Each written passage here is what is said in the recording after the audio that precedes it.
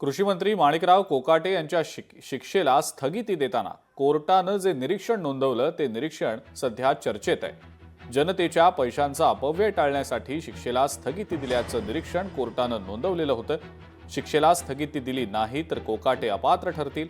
पुन्हा निवडणूक घेण्याची वेळ आल्यास जनतेचाच पैसा खर्च होईल असं निरीक्षण कोर्टानं नोंदवलेलं होतं। या सगळ्यामध्ये आता माणिकराव कोकाटे यांनी नेमकं काय म्हटलंय आपण पाहूया। स्थगिती मिळालेली आहे, अजून अपील सुरू व्हायचं।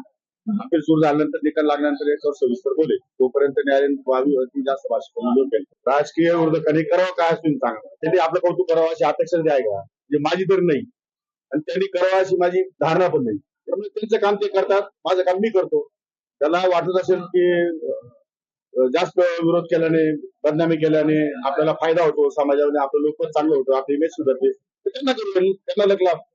आमचं काम चालू आहे, सरकार लोकांसाठी राबतंय, सरकार लोकांमध्ये जेवढं काम करतं तेवढं करतंय। त्यामुळे आम्हाला त्याच्याविषयी काही चर्चा करण्याची, ऐकण्याची याची काही आवश्यकता वाटत।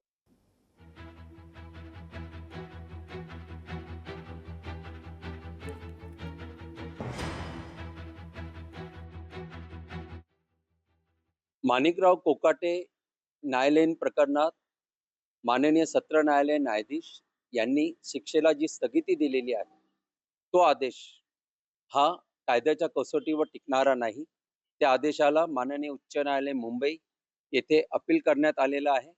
2 रिट पिटिशन दाखल आहेत आणि तिसरं रिट पिटिशन, कायद्याच्या तत्वांवर आधारित तिसरं रिट पिटिशन आज दाखल होत आहे। या अनुषंगाने राज्याला पथदर्शी ठरेल असा निकाल येणाऱ्या 1 ते 2 महिन्यात माननीय उच्च न्यायालय मुंबई यांच्याकडनं अपेक्षित आहे आणि तसा निकाल होईल असा मला विश्वास आहे, आशा आहे। या जगातल्या सगळ्यात वाईट लोकांची वाईट खेळी आहे। आता जजनी काय निकाल दिला त्याला वरिष्ठ कोर्ट आहे, पण ज्या घाईगर्दीमध्ये दिला, जे लोक आहे त्यांना तिथे बाजू मांडून दिल्या नाही। सरकारच्या कोट्यातून खोटं सांगून जर समजा सदनिका घेतो 2 नंतर 4, एका बाजूला तो सांगतो की माझं 30,000 रुपये उत्पन्न आहे आणि एक बाजूला सांगतो की मला 30 लाख रुपये हप्त्याला वाटायला लागतात, त्याकरता मला बंदुकीचं लायसन द्या। अशा मंत्र्यांकडून काय अपेक्षा करणार आहे? कन्व्हिक्शन स्टे करणं हे एक्सेप्शनल केस म्हणून धरली जाते। तर आम्ही स्टे ॲप्लिकेशन दाखल केल्यानंतर कोर्टाने याच्यामध्ये अशा कोणत्या एक्सेप्शनल केसेस आहेत की स्टे द्यावा याचा उहापोह त्यांच्या ऑर्डरमध्ये केलेला आहे। सर्वसामान्य लोकांनी त्यांना निवडून दिलेलं आहे आणि आज त्यांना ती काम करायची संधी आहे। नुसतं त्यांच्या कॉन्स्टिट्युएन्सी पुरतं नाही तर पूर्ण महाराष्ट्रातल्या लोकांसाठी काम करण्याची त्यांना संधी आहे। ते कॅबिनेट मिनिस्टर आहेत आणि जर स्टे दिला नाही तर 2 वर्षापर्यंत शिक्षा झालेली असल्यामुळे रिप्रेझेंटेशन ऑफ पीपल्स ॲक्ट कलम 8(3) अन्वये ते डिस्क्वालिफाय होतात त्या पदावर राहण्यासाठी। विजय वडेट्टीवार यांनी या संदर्भात नेमकी काय प्रतिक्रिया दिली आपण ते देखील पाहूया। एखाद्याने खून केला आणि त्याला सजा देतानाच म्हणेल काही कोर्ट की न्यायालयांची भूमिका काय असेल त्यावेळेस, ती हीच भूमिका असेल का, असा आमचा प्रश्न आहे।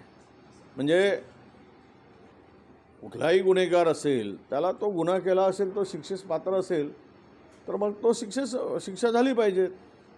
आता उद्या खून करणारा एखादा लोकप्रतिनिधी असेल आणि हे म्हणतील की तिथे निवडणुकीचा खर्च आता वाढणार आहे, जनतेच्या खिशातून खर्च होणार आहे, त्यामुळे मी याला माफ करतो, अशी न्यायालयाची भूमिका असेल तर हे हास्यास्पद आहे। आणि मला वाटतं की न्यायपालिका जर अशा पद्धतीनं वागत असेल तर न्यायाची अपेक्षा दुरापास्त होणार। लोकशाही मराठी ऐका, पहा, जागरूक रहा।